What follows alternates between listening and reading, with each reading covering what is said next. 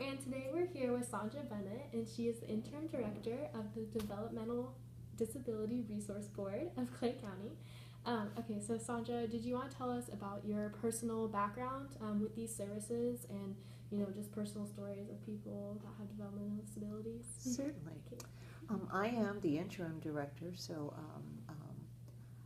this will be my first really professional entry into working in that capacity with developmental disabilities.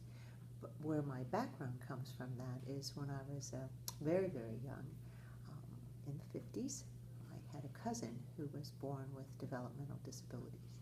And back in those days, there was no help for children with developmental disabilities, let alone adults with developmental disabilities.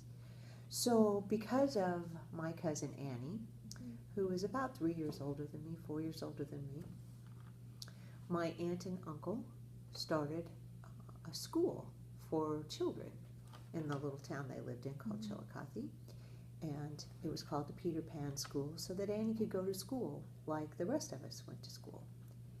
Then when it became obvious that there were no programs for Annie when she got out of school, like the rest of us went to college or went to a career, what was Annie going to do?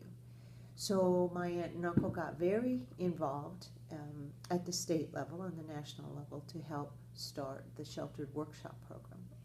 And that program was implemented in the middle 60s, and so children with developmental disabilities had an opportunity to go on and live productive lives like other people. So because of that, my parents, who were involved in education, my mother being an educator and my father being involved in the schools from the time he was young as well, because he refereed basketball and football all across the state of Missouri, especially northwest Missouri, and having 7 children themselves and valuing education, started the Sheltered Workshop programs in Harrison County and in Clinton County, Missouri. My mother further went ahead and founded the special education program that's still in Cameron, Missouri, at the school, and is a retired school teacher.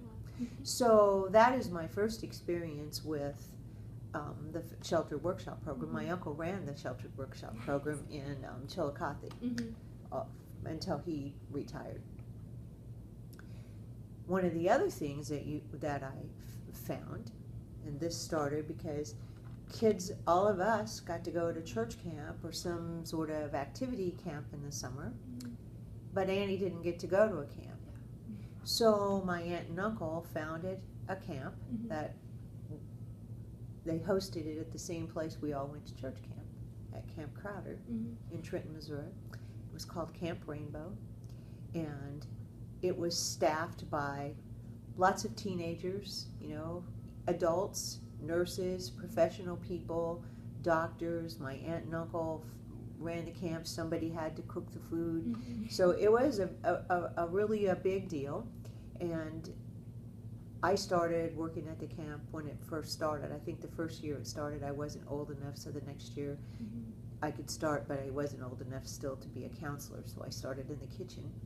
And I met a young lady, a girl who was a couple years older than me, Phyllis, and we both worked in the kitchen that summer, and that would have been way back in the middle 60s, and to this day she and I are dear, dear friends.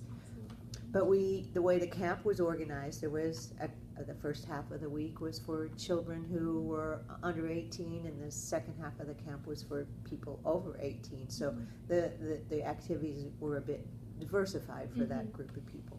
It was a wonderful blessing. It was a blessing to the children who came, to the adults who came. But I will tell you what I found out years later is the people who were really blessed were all of us who got to work there. We were blessed by all of those children and all those people that we met and could serve. When my aunt passed away, they asked my brother to sing a song, whatever he wanted to sing. My aunt loved his voice. He has a beautiful voice. So our family was gathered around the gravesite, and my brother started to sing, "Jesus Loves Me." And he sang that because that was Annie's favorite song, and the first song he had heard her ever sing, and he never forgot it. He was about the same age as Annie. And I have a little great nephew who was about 10 years old at the time, and I don't think he'd ever heard that song sung like that. And he wept and wept and wept. He went home and learned to play the guitar, and he was playing the guitar. I'm like, I couldn't recognize the song, but when he finished, he said, "Could I just sing it now, Mom?" And it was Jesus Loves Me, because it had touched his heart so much.